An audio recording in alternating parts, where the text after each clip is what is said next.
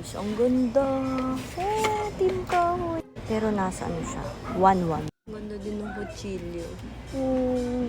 Bread knife pala to. Pero ang ganda. Ito din, ang cute for the aesthetics. 9.59. Yan. Grocery muna tayo, guys. Wala kasi pagkain ng mga babies. Bili tayo ng liver tsaka chick. Ayan, kuha na tayo nito. Dalawin na natin. Ang cute! Kuha din tayo mang Tomas. Namiss ko na to eh. Kuha tayo ng drumstick. Tayong patis. Bili tayong luya para sa tinola.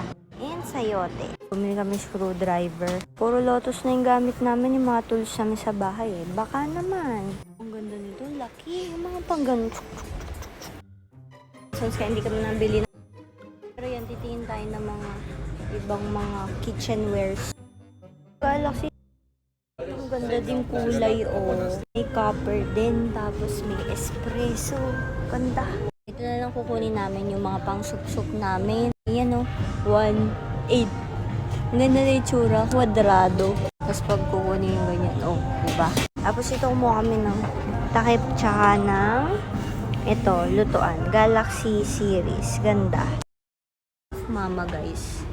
Ayan siya, oh. Parang countertop. Or Hanabishi.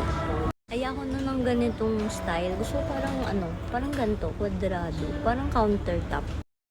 Time for the sale.